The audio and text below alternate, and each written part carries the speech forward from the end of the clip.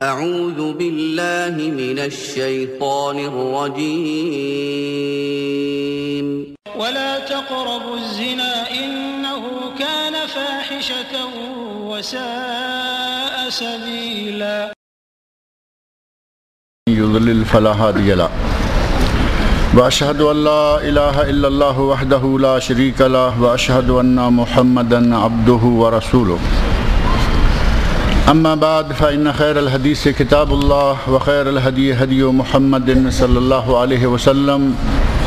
وشر الامور محدثاتها وكل محدثة بدعة وكل بدعة ضلالة وكل ضلالة في النار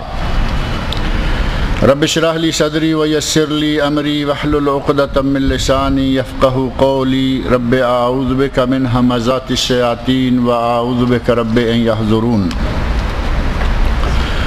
اعوذ باللہ السمیع العلیم من الشیطان الرجیم ولا تقربوا الزنا۔ قرآن کریم میں اللہ رب العزت نے بعض آیات میں بڑے مختصر سے کلمات میں بہت بڑی بڑی باتیں کہی ہیں۔ انہی میں سے ایک یہ آیت جو میں نے جس کا ایک چھوٹا سا ٹکڑا پہلا حصہ میں نے آپ کے سامنے پڑھا ہے، اس میں اللہ رب العزت نے ارشاد فرمایا ہے ولا تقربوا الزنا، ولا تقربوا الزنا، زنا کے قریب بھی نہ جاؤ، زنا نہ کرو، یہ صیغہ اور ہے۔ لا تزنو یا کوئی بھی صیغہ اللہ رب العزت نے وہ صیغہ استعمال نہیں فرمایا، بلکہ صیغہ یہ استعمال فرمایا کہ زنا کے قریب بھی نہ جاؤ۔ زنا کرنا تو دور کی بات ہے، زنا کے قریب جانا، زنا کے قریب لے جانے والی حرکات، زنا کے قریب پہنچانے والے راستے اللہ رب العزت نے تمام راستوں کو بند کرنے کے لیے حکم فرمایا ولا تقربوا الزنا، زنا کے قریب بھی نہ جاؤ۔ اور یہ قرآن کریم کا اعجاز ہے کہ چند کلمات میں بڑی بڑی باتیں اللہ رب العزت نے بنی نوع انسان کو ہر رذیل، ہر ذلیل اور ہر شنی اور قبیح کام سے روکنے کے لیے قرآن کریم میں اللہ رب العزت نے اسی طرح کے کلمات استعمال فرمائے ہیں۔ اور یہ وہ گناہ ہے جس گناہ کا وبال کسی ایک آدمی کے لیے نہیں ہوتا۔ کچھ گناہ ایسے ہیں کہ اگر کوئی آدمی گناہ کرتا ہے تو اس کا وبال اسی پر آتا ہے۔ ایک آدمی نے گناہ کیا، اس کی سزا اسی کو مل گئی۔ اور کچھ گناہ ایسے ہیں کہ جن کی سزا ایک آدمی کو نہیں ملتی، بلکہ اس کی سزا پورے معاشرے کو ملتی ہے، پوری بستی کو ملتی ہے، پورے گاؤں کو ملتی ہے۔ جیسا کہ اس زنا کے بارے میں بھی نبی اکرم صلی اللہ علیہ وسلم کی احادیث میں یہ بات موجود ہے، بلکہ اس کے ساتھ ہی دوسری چیز ربا ہے۔ زنا اور ربا، زناکاری، بدکاری اور سود خوری، ان دو چیزوں کے، ان دونوں گناہوں کے بارے میں نبی صلی اللہ علیہ وسلم نے ارشاد فرمایا کہ اگر یہ دو چیزیں کسی بستی میں پھیل جائیں تو اس وقت اللہ رب العزت عذاب صرف زنا کرنے والوں اور سود کھانے والوں کو نہیں کرتا، عذاب نہیں کرتا، بلکہ اس پوری بستی پر عذاب نازل کر دیتا ہے۔ اور پوری بستی پر عذاب نازل کرنے کی وجہ کیا ہے؟ وہ ہمارے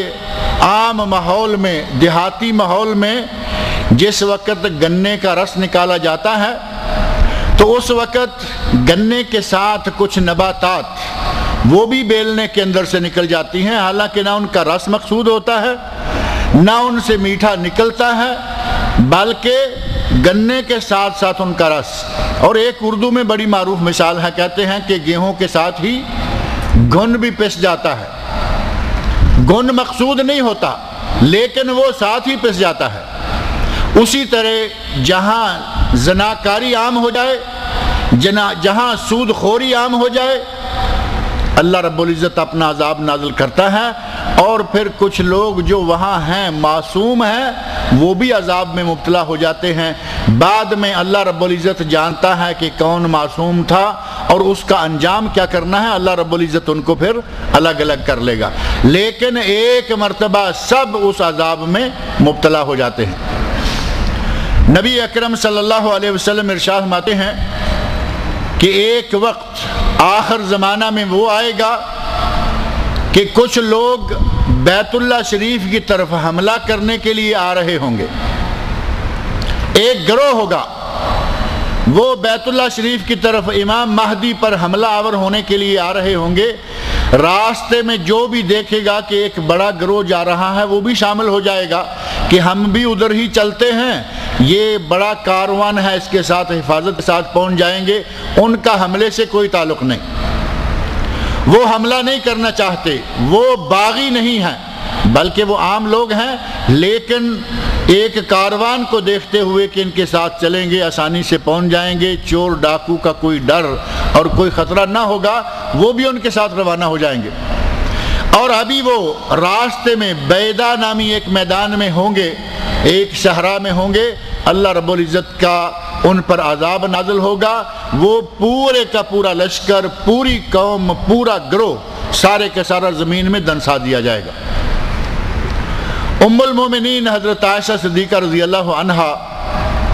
پوچھتی ہیں یا رسول اللہ، جو لوگ گناہ گار ہیں، جو لوگ باغی ہیں،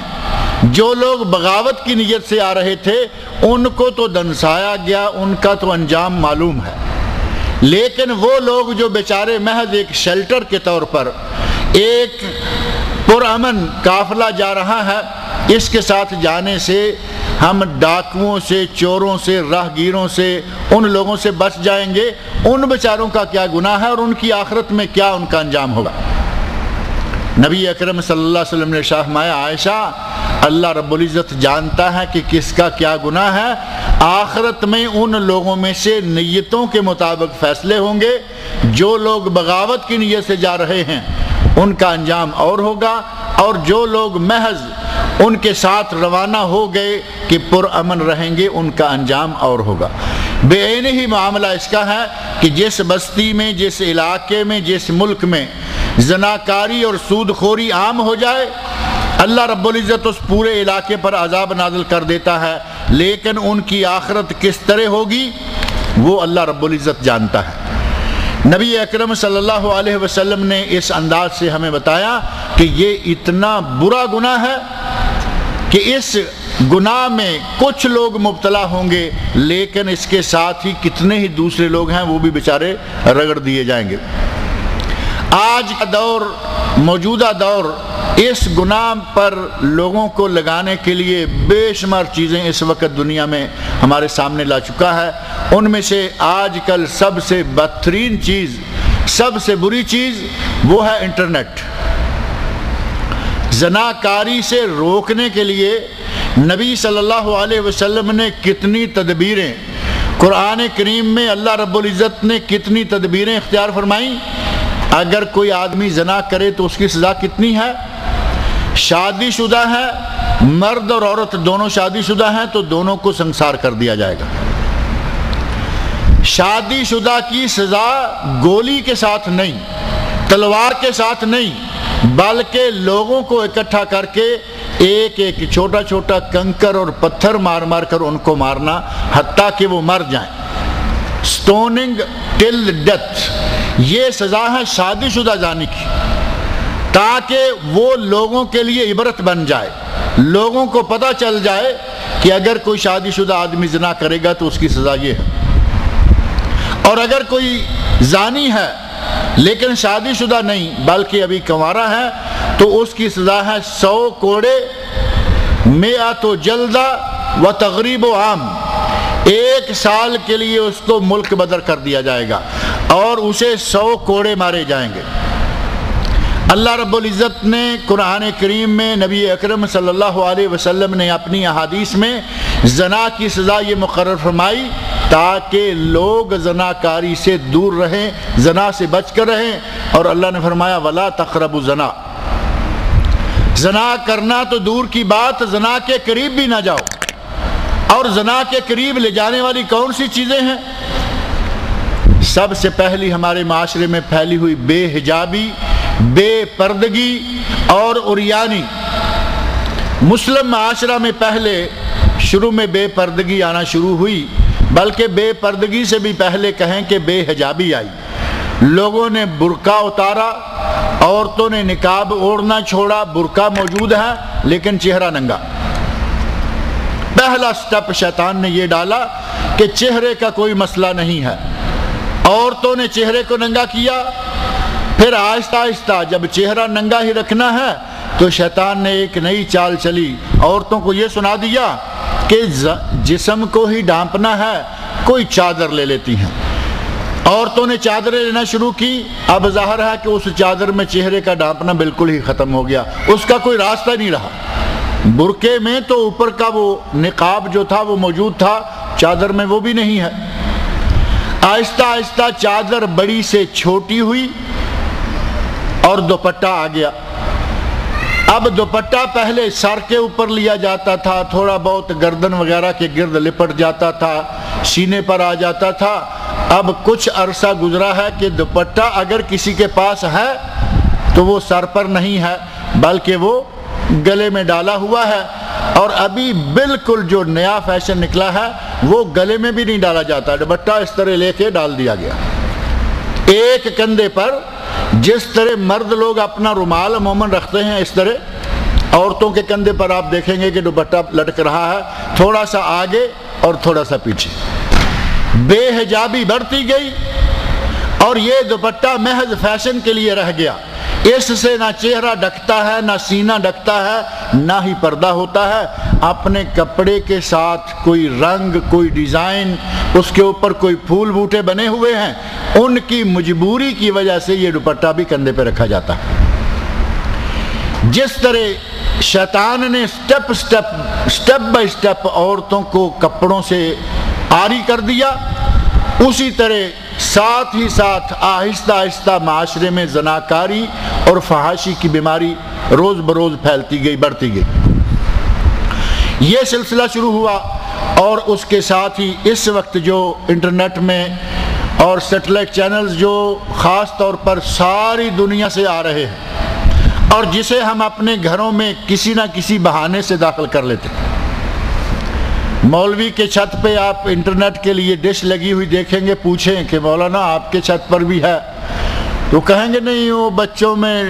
میچ دیکھنے کا شوق ہے، بچوں میں میچ دیکھنے کا شوق ہے اور مولوی صاحب فلمیں دیکھتے ہیں۔ بچے میچ دیکھتے ہیں اور گھر میں اس سیٹلائٹ کی وجہ سے دنیا بھر کے اسٹیشن آ رہے ہوتے ہیں۔ نتیجہ کیا نکلتا ہے؟ آج تھوڑا سا کنٹرول ہے، کل وہ کنٹرول کم ہوگا، پرسوں کم ہوگا، اس کے بعد آہستہ آہستہ یہ کھاتا کھل جائے گا۔ ہمارے گھروں کے اندر کافروں نے، یہودیوں نے ان چیزوں کو جبراً داخل کر دیا اور بڑے اچھے طریقے سے۔ آج سے نہیں، آج سے کم و بیش 100 سال پہلے، تھوڑا سا عرصہ بھی نہیں، یہودیوں کی چالیں بڑی بڑی گہری اور بڑی لمبی۔ 100 سال سے بھی زیادہ عرصہ گزر رہا ہے جب یہودیوں کا ایک بہت بڑا عالمی قسم کا اجتماع ہوا، اور اس اجتماع میں مسلمانوں کی طاقت کو کم کرنے کے لیے کیا کیا جائے، اس سلسلہ میں مختلف عیسائیوں نے، مختلف یہودیوں نے، ان کے پادریوں نے، ان کے راہبوں نے اپنی اپنی تجاویز پیش کی اور یہ طے کیا کہ مسلمانوں کا ستیہ ناش کرنے کے لیے کیا کیا کام ضروری ہے۔ ان میں سے سب نے تقریباً متفقہ یہ فیصلہ دیا کہ جب تک مسلمانوں کے پاس قرآن رہے گا ان کی طاقت ختم نہیں ہوگی، مسلمانوں کو قرآن سے دور کرو۔ انہوں نے یہ چالیں چلنا شروع کر دیں اور آج مسلمان قرآن سے بڑی حد تک دور ہو چکے ہیں۔ بڑی کوشش کر کے کسی نے یاسین کا ایک چھوٹا سا بکلٹ جیب میں ڈالا ہوا ہے، وہ نہ آگے جاتا ہے نہ پیچھے، کبھی کبھی یاسین پڑھ لی۔ کسی نے سن رکھا ہے کہ اگر سورۃ الملک پڑھی جائے تو آدمی کو فقر و فاقہ نہیں آتا، اس نے سورۃ الملک کا وہ چھوٹا سا بکلٹ جیب میں ڈالا ہوا ہے۔ اور کچھ وہ لوگ ہیں کہ جو قرآن کی آیات تو دور کی بات ہے، انہوں نے اب 786 یہ بسم اللہ کا عدد ہے، اس کے علاوہ سورۃ الفاتحہ کے عدد نکالے ہوئے ہیں، قل اعوذ برب الفلق اور قل اعوذ برب الناس کے عدد نکالے ہوئے ہیں، وہ اب عددوں پر ہی گزارا کرتے ہیں۔ قرآن کریم سے مسلمانوں کو دور کرنے کے لیے فاطمیوں نے چالیں چلیں، آج نہیں سینکڑوں سال پہلے، اور یہودی ان کے ساتھ شامل ہو گئے۔ ان چالوں کا نتیجہ یہ کہ مسلمان آج قرآن سے دور ہو گئے ہیں۔ ہمارے گھروں میں قرآن ہوتا ہے لیکن پڑھنے کے لیے نہیں، اس کو صاف ستھرے غلاف میں سجا کر ہم نے بڑا اونچا رکھا ہوا ہوتا ہے۔ سب سے پہلی چیز یہ کہ کافروں نے مسلمانوں کو قرآن سے دور کر دیا، اور دوسرا انہوں نے اسی اجتماع میں یہ فیصلہ کیا کہ ان لوگوں میں فحاشی کو داخل کر دو، فحاشی کو، زناکاری کو ان لوگوں میں داخل کرو، اور اس کے لیے جو سب سے ان کا کارگر حربہ تھا وہ یہ ٹیلی ویژن تھا، وہ ذرائع ابلاغ، وہ میڈیا۔ آج میڈیا نے اس حد تک طوفان برپا کر رکھا ہے کہ بڑے معزز قسم کے کام جو بہت اچھے طریقے سے کیے جا سکتے ہیں وہاں بھی عورت کو داخل کر دیا۔ مثال کے طور پر آپ دیکھیں گے ٹیلی ویژنوں پر انٹرویو آ رہا ہے، انٹرویو جس کا کیا جا رہا ہے وہ مولانا ہے، انٹرویو جس کا لیا جا رہا ہے وہ مولانا، کسی بڑی جماعت کے سربراہ، کسی جماعت کے لیڈر، اور انٹرویو کرنے کے لیے جو ٹیلی ویژن نے سامنے بٹھائی ہوئی ہے وہ بنی سوری گھوڑی عورت ہے، جس کا انٹرویو پوری دنیا میں دکھایا جا رہا ہے، وہ پوری آب و تاب کے ساتھ آ کے مولانا کے سامنے بیٹھی ہوئی۔ مولانا کی مجبوری ہو سکتی ہے، لیکن ادھر سے باقاعدہ ایک سازش کے تحت یہ سلسلہ شروع کیا گیا ہے کہ ہر جگہ پر، ہر موقع پر مولویوں تک کا انٹرویو لو، تب بھی اس کے ساتھ عورت بٹھاؤ۔ دنیا میں آدمی مر گئے ہیں میڈیا والوں کے، کوئی مرد اس کے ساتھ بیٹھ کر انٹرویو لے سکتا تھا، لیکن نہیں، لوگوں کی طبیعت بھی بنی ہوئی ہے کہ اکیلے مولوی کو کون سنے گا، اور میڈیا والوں کی چال بھی یہی ہے کہ لوگوں کو اسی طرف لگاؤ۔ آج آپ دیکھیں گے کہ ٹیلی ویژن پر اناؤنسر عورتیں انتہائی فحاشی کی حد تک ننگی،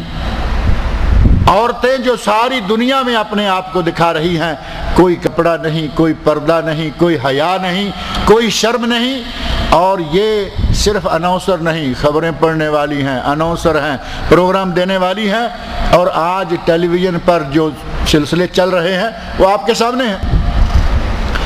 اور یہ ان ٹیلی ویژنوں کی بات میں کر رہا ہوں جو عموماً گھروں میں عام طور پر دیکھے جاتے ہیں، بال بچوں سمیت، میاں بیوی سمیت۔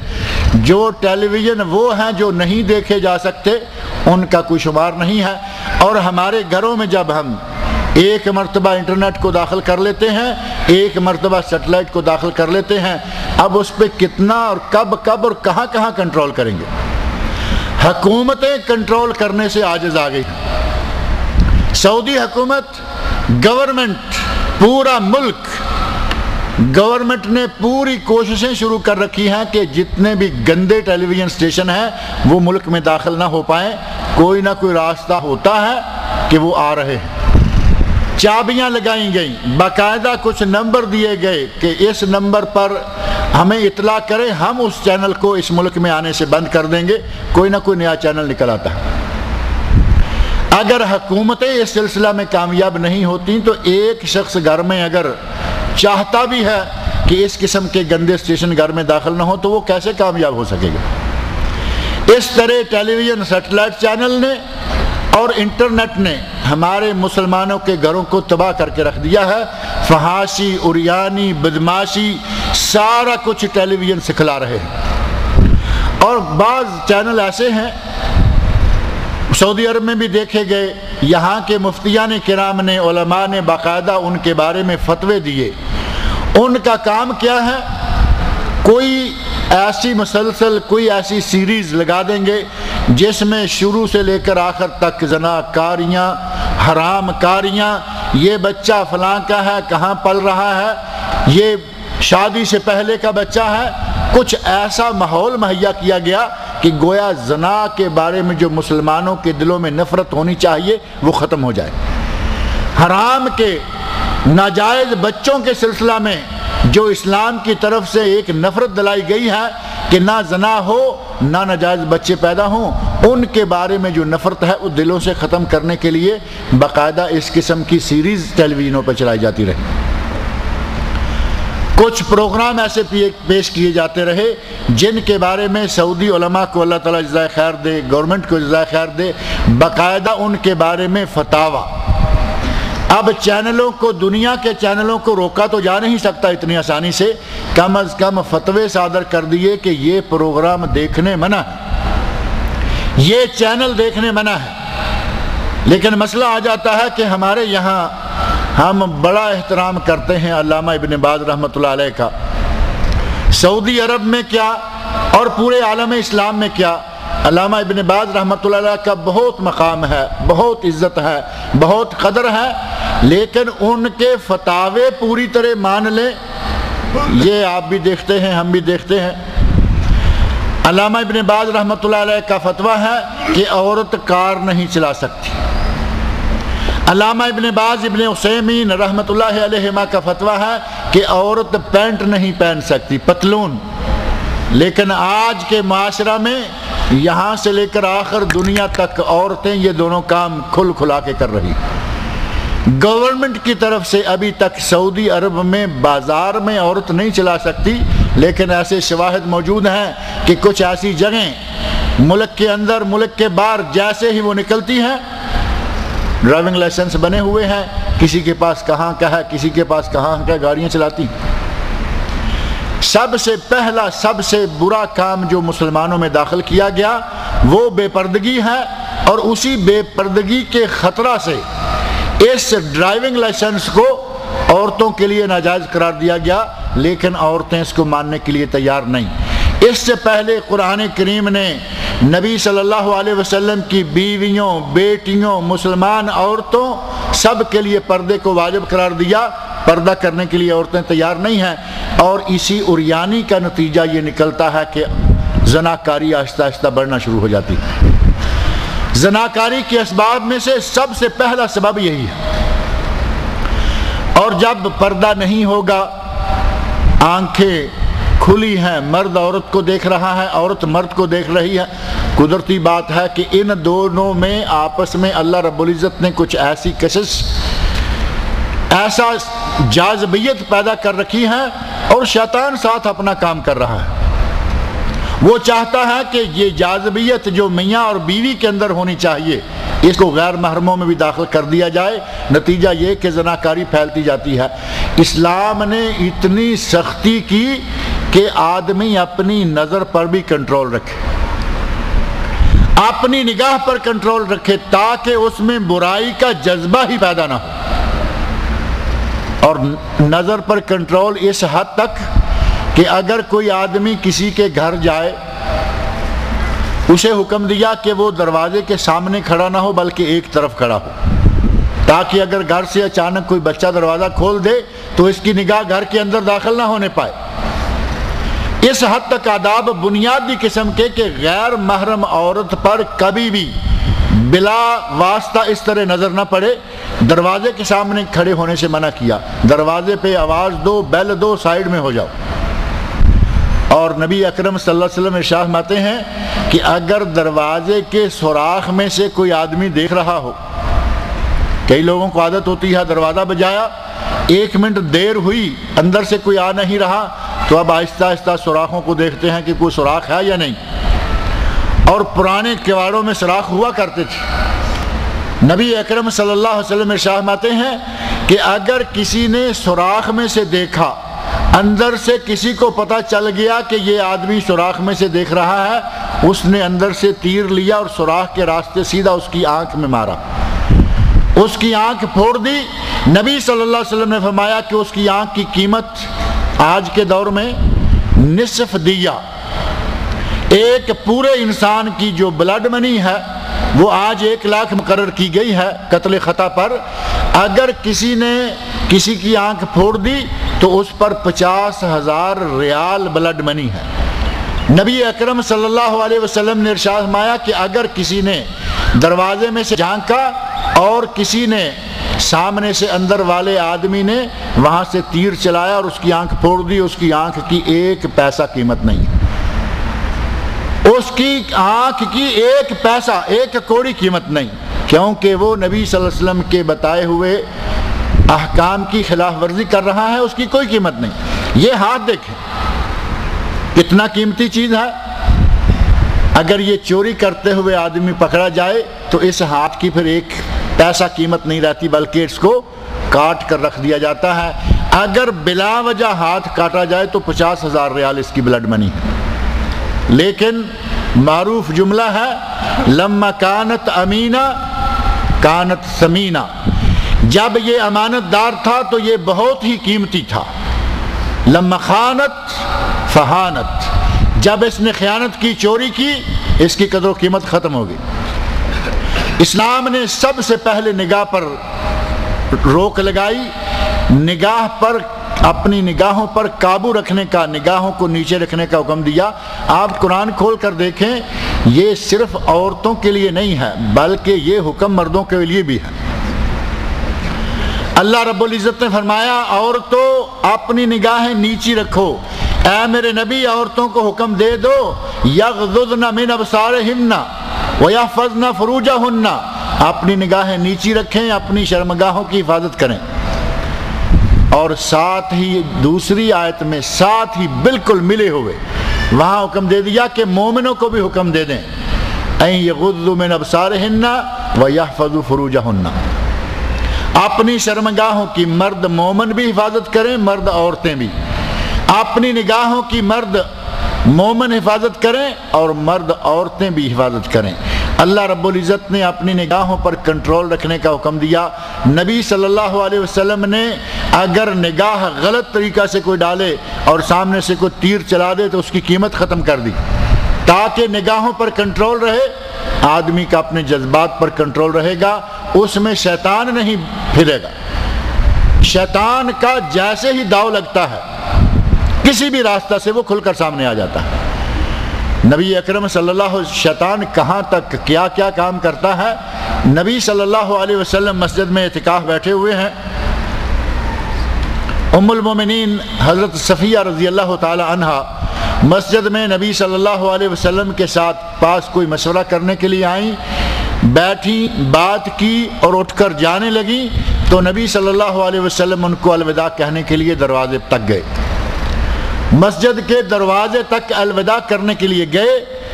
پاس سے کچھ انصاری صحابی گزر رہے تھے، نوجوان تھے، وہ جیسے ہی تھوڑا آگے گزر گئے تو نبی صلی اللہ علیہ وسلم نے آواز دی، ان کو بلایا۔ جب وہ متوجہ ہوئے تو نبی صلی اللہ علیہ وسلم نے فرمایا کہ یہ تمہاری اماں صفیہ ہے، یہ میری بیوی ہے۔ اب صحابہ نوجوان انصاری سمجھ گئے کہ نبی صلی اللہ علیہ وسلم کیا وضاحت کرنے جا رہے ہیں، تو کہتے ہیں سبحان اللہ یا رسول اللہ، ہم آپ کے بارے میں بدظنی کریں گے؟ تو آپ نے فرمایا نہیں، شیطان ان شیطان یجری من ابن آدم کمجری الدم، شیطان انسان کے اندر اس طرح گھومتا ہے جس طرح جسم کے اندر خون چلتا ہے۔ وہ کس وقت کسی کے دماغ میں یہ نکتہ ڈال دے کہ نبی کے پاس پتہ نہیں اس وقت رات کا وقت تھا، اندھیرا تھا، کون کھڑی تھی۔ شیطان کام کر رہا ہے، وہ نہ نبی کو معاف کرنے کے لیے تیار ہے نہ غیر نبی کو، اور اگر آنکھیں نگاہیں ان کو کھلا چھوڑا جائے، بے لگام چھوڑ دیا جائے تو شیطان کا داؤ لگ جاتا ہے، یہ کون جا رہی ہے، یہ کون آ رہی ہے، شیطان اسی میں انسان کو ڈال دیتا ہے، اور نوجوان آدمی کے بہکنے میں دیر نہیں لگتی، جوان کے بہکنے میں دیر نہیں لگتی۔ یہی وجہ ہے کہ قرآن کریم میں اللہ رب العزت نے جوانوں کو خاص طور پر، جوانوں کا تذکرہ سورہ کہف میں اللہ نے خاص طور پر کیا۔ فتیۃ آمنوا بربہم، کچھ نوجوان تھے جو اللہ کی ذات پر ایمان لے آئے، اللہ نے اس جوانی کی عمر میں ایمان لانے والوں پر، جوانی کی عمر میں اپنے آپ پر کنٹرول کرنے والوں کا خاص طور پر ذکر فرمایا۔ اور نبی صلی اللہ علیہ وسلم بھی ارشاد فرما رہے ہیں یا معاشر الشباب ایک حدیث میں نہیں، کئی احکام، کئی باتیں۔ یا معاشر الشباب، اے نوجوانوں، من استطاع منکم الباء فلیتزوج، تم میں سے جو شخص طاقت پائے وہ شادی کر لے۔ شادی کا فائدہ کیا ہوگا؟ شرمگاہ کی، نبی اکرم صلی اللہ علیہ وسلم نے خود بتایا، شرمگاہ کا تحفظ ہوگا، تمہاری آنکھیں نیچی رہیں گی۔ اغض للبصر واحسن للفرج، یہ نگاہ کو نیچی رکھنے کا علاج ہے، شرمگاہ کے تحفظ کا ذریعہ ہے۔ اور فرمایا کہ اگر کسی میں شادی کی طاقت نہیں، حق مہر کے لیے پیسہ نہیں، گھر کھولنے کے لیے پیسہ نہیں، تو کم از کم وہ روزہ رکھے، یہ اس کی شہوت کو دبائے رکھے گا۔ نبی اکرم صلی اللہ علیہ وسلم نے بھی نوجوانوں کو شادی کرنے کی تلقین کی تاکہ معاشرے میں زناکاری کی لائن نہ کھلے۔ جیسے کوئی آدمی جوان ہو، شادی کرے اور وہ حلال طریقے سے اپنی شہوت، اپنی خواہش کو پورا کرے۔ اگر آدمی آج معاشرے میں زنا کا ایک سبب یہ بھی ہے کہ وقت ہو جاتا ہے لیکن شادی نہیں کرتے۔ کچھ لوگ وہ ہیں جن کو معلوم ہے کہ شادی کی حکمتیں کیا ہیں، شادی کی برکتیں کیا ہیں، لیکن معمولی سی ذمہ داری آ جائے گی، بیوی کے لیے پابندی کرنی پڑے گی، گھر کے لیے پابندی کرنی پڑے گی، وقت پر گھر آنا پڑے گا، اپنے لیے اور ساتھ ہی بیوی کے لیے کھانے کا انتظام کرنا پڑے گا، تھوڑی سی پابندیوں کو قبول کرنے کے لیے تیار نہیں۔ اور آج چونکہ فحاشی کے اڈے بے شمار ہیں، زناکاری کے لیے راستے بہت کھلے ہوئے ہیں، وہ کہتے ہیں کہ کیا ضرورت ہے پابندیوں کی؟ جب خواہش باہر پوری ہوتی ہے تو ہمیں پابند، اللہ رب العزت ایسے لوگوں کو ہدایت دے۔ بعض لوگ وہ ہیں جو بدبخت بڑے بڑے منصبوں پر ہیں، بڑے بڑے عہدوں پر فائز ہیں، وہ بھی یہ بات کھلے عام ٹیلی ویژنوں پہ ان کی باتیں نشر ہو گئیں، وہ کہتے ہیں کہ جب ہمارا کام ایسے ہی چل رہا ہے تو شادی کرنے کی کیا ضرورت ہے۔ بلکہ بعض لوگوں نے تو انتہائی گھٹیا قسم کا جملہ استعمال کیا، شرم آتی ہے وہ جملہ استعمال کرتے ہوئے بھی، اتنا غلط انداز اختیار کیا کہ جب ہمیں بازار سے روزانہ تازہ دودھ ملتا ہے تو ہمیں گھر میں بھینس باندھنے کی کیا ضرورت ہے۔ اللہ رب العزت اس دنیا سے اٹھا لے اس قسم کے لوگوں کو جو اپنے زناکار ہونے کی اتنی کھلی ترویج کرتے ہیں، اتنا کھلا اشتہار دیتے ہیں کہ ہم کیا کر رہے ہیں۔ اللہ نے، اللہ کے رسول صلی اللہ علیہ وسلم نے مسلمانوں کو زناکاری سے بچنے کے لیے بہت ساری تدبیریں دی، اور شیطان نے اس قسم کے لوگ کھول رکھے ہیں کہ تم اپنی کارروائیاں ڈالو۔ زناکاری کے عام ہونے کے اسباب میں سے شادی نہ کرنا بھی ہے۔ طاقت موجود ہے، مالی، جسمانی، فزیکلی، ہر اعتبار سے آدمی فٹ ہے، لیکن معمولی سی ذمہ داری قبول کرنے کے لیے تیار نہیں۔ اور زناکاری کے اسباب میں سے ایک سبب یہ بھی ہے کہ شوہر صحیح معنوں میں اپنے گھر میں وقت نہیں دیتا، شوہر کو جتنا اپنے گھر میں وقت دینا چاہیے وہ نہیں دیتا، اور ظاہر ہے کہ عورت مرد دونوں میں اللہ رب العزت نے یہ خواہش لگائی ہوئی۔ عورت کو خواہش ہے کہ میرا شوہر مجھے ملے، اور شوہر گھر پر نہیں، شوہر کے ایک عرصہ تک گھر میں آنے کی امید بھی نہیں ہے، تو وہ عورت بیچاری کیا کرے گی؟ اب شیطان اس عورت کو راستے دکھاتا ہے کہ تمہارے گھر میں تمہارا ڈرائیور ہے، تمہارے گھر میں تمہارا باورچی ہے، تمہارے گھر میں یہ، چونکہ آج کے ماحول میں بڑے لوگوں میں یہ ساری چیزیں موجود ہیں۔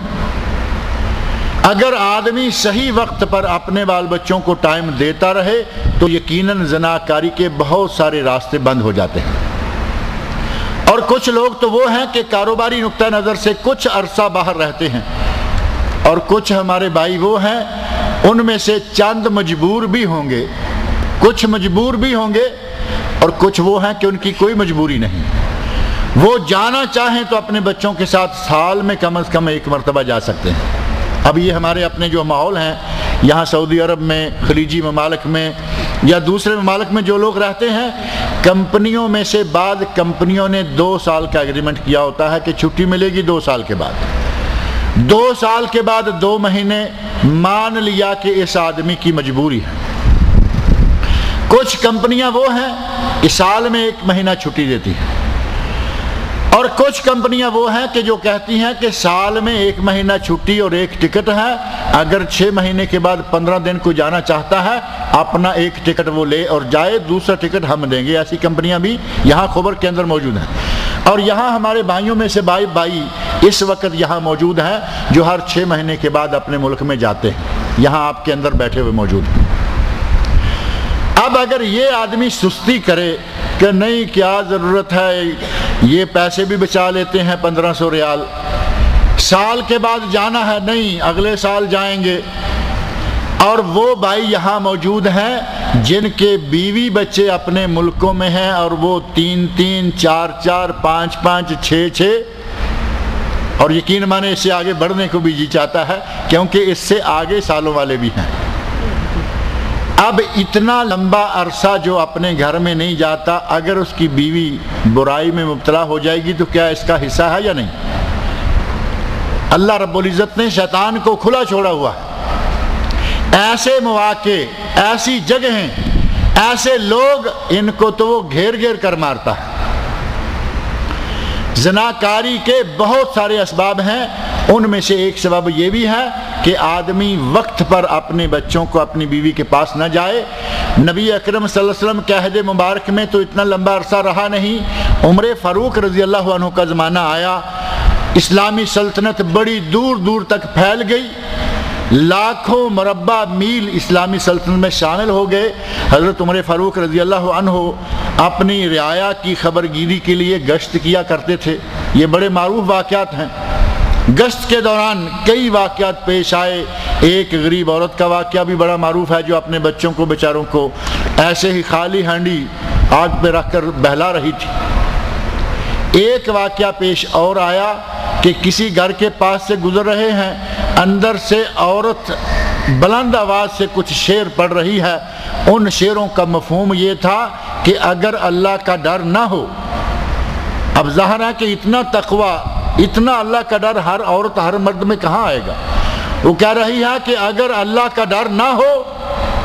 تو آج میں گناہ میں مبتلا ہو چکی ہوتی،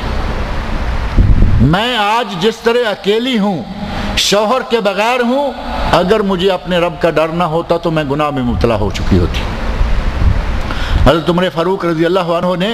تحقیق کروائی کہ یہ گھر کس کا ہے، اس گھر میں کون رہتا ہے، اس گھر کا آدمی کہاں ہے۔ پتہ چلا کہ شوہر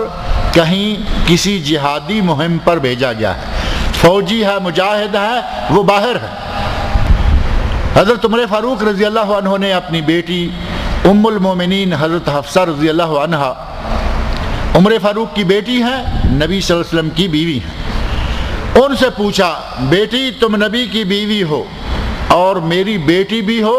اور مجھے حکومت کے بعض معاملات کے سلسلہ میں ایک ایسی بات تم سے پوچھنا ہے جو عموماً باپ بیٹیوں سے پوچھتے نہیں، بلکہ کوئی مرد کسی عورت سے نہیں پوچھتا،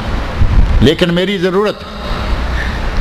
پوچھا کہ عورت، جوان عورت اپنے شوہر کے بغیر کتنا عرصہ نکال سکتی ہے، یعنی کتنا عرصہ آسانی کے ساتھ اس کا گزر جاتا ہے، اسے شوہر کی حاجت نہیں ہوتی۔ تو ام المومنین حضرت حفصہ رضی اللہ عنہا نے فرمایا کہ ابا جان 6 مہینے تک عورت کا گزارا ہو جاتا ہے۔ حضرت عمر فاروق رضی اللہ عنہ نے اسی وقت یہ طے کر دیا کہ آج کے بعد ہمارا فوجی چاہے لاکھوں میلوں پر کیوں نہ ہو، اسے ہر 6 مہینے کے بعد اپنے گھر واپس آنا ہوگا۔ فوجوں کے لیے، اپنے وفود کے لیے یہ طے کر دیا، حکومت میں قانون بنا دیا کہ آج کے بعد کوئی مرد 6 مہینے سے زیادہ عرصہ باہر نہیں رہے گا۔ 4 مہینے اور 6 مہینے یہ تو ایک بہت ہی لمبی حد ہے، اور 4 سال اور 7 سال اور 8 سال اس قسم کے لوگ تو جبراً اپنی بیویوں کو گناہ کی زندگی میں دھکیل رہے ہوتے ہیں۔ اللہ تعالیٰ ایسے لوگوں کو ہدایت عطا فرمائے۔ مختصر یہ کہ زناکاری بہت ہی بڑا گناہ ہے، زناکاری اور سود خوری پر اللہ رب العزت پورے علاقے کو عذاب میں مبتلا کر دیتا ہے، اور زناکاری کے بہت سارے اسباب ہیں جن میں سے ٹیلی ویژن ہے، سیٹلائٹ ہے، بے پردگی ہے، بے حجابی ہے، اور نہ نگاہوں پہ کنٹرول، نہ اپنے آپ پر کنٹرول، اور یہ جتنی چیزیں آج ہماری آنکھوں کے سامنے آتی ہیں وہ انسان کی شہوت کو بھڑکا دیتی ہیں۔ ننگی تصویریں دیکھیں گے ٹیلی ویژنوں پر،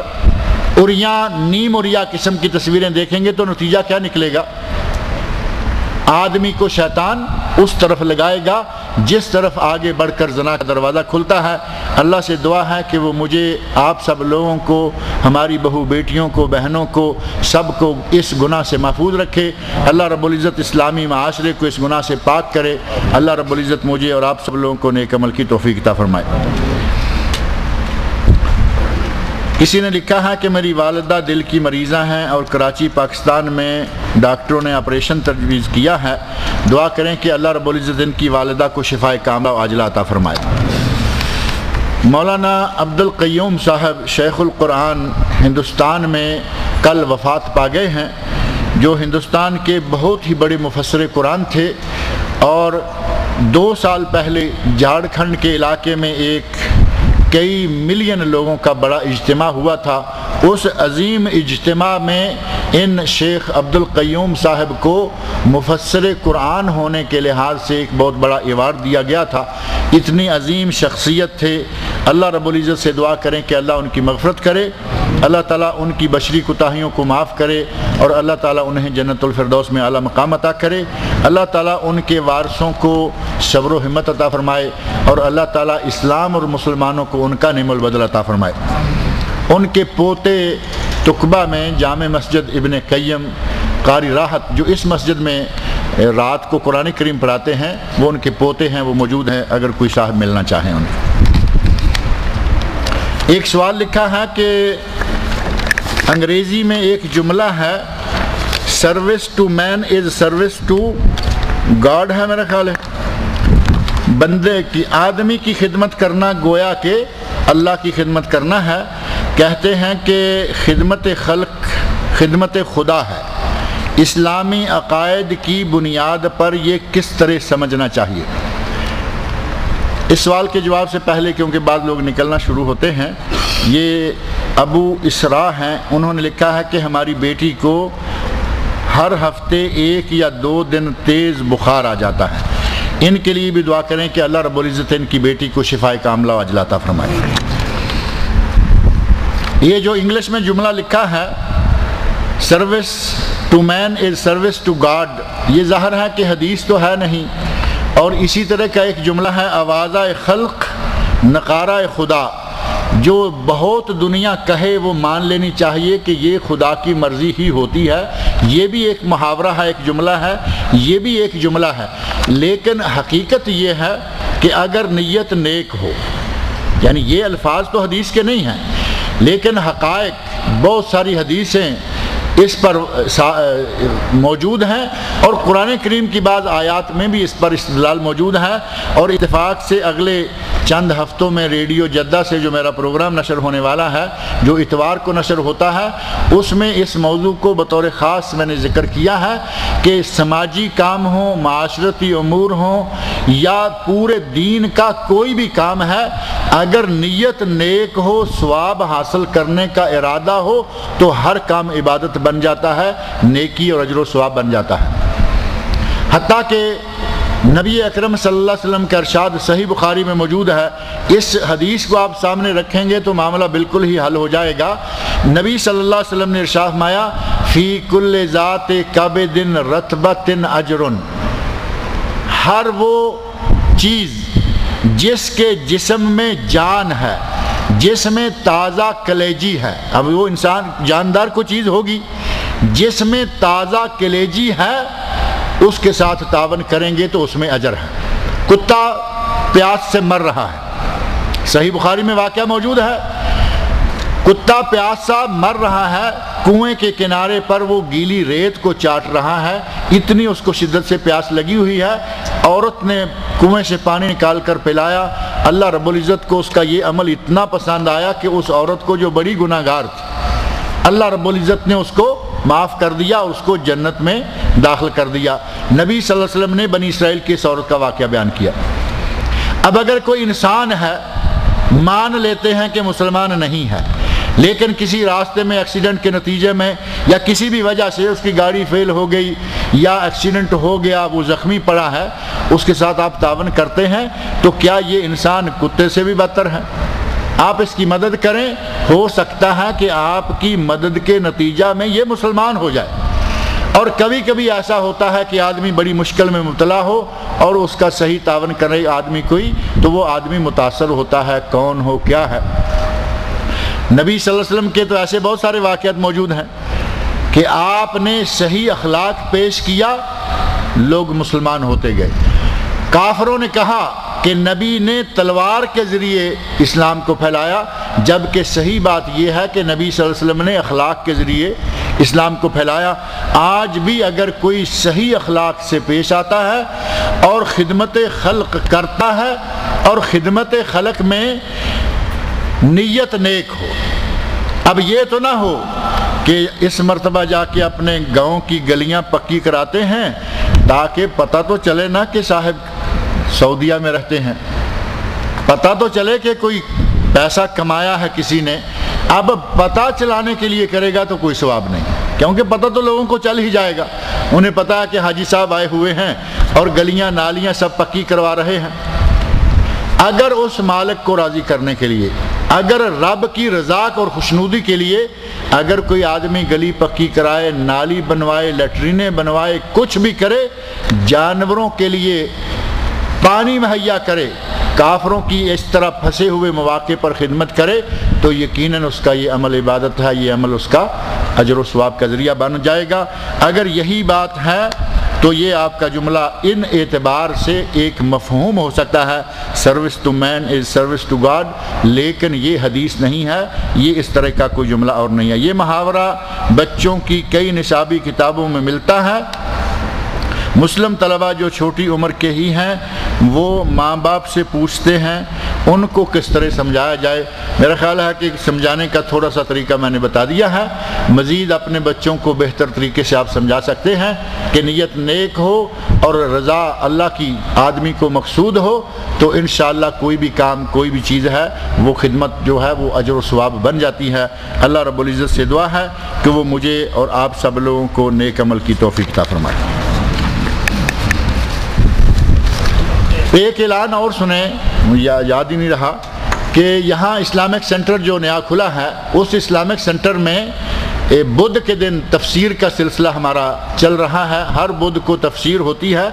اس تفسیر کے آج تک جتنے بھی سیڈیز تیار ہوئے ہیں، ویڈیو سیڈیز، وہ یہ ہیں 19۔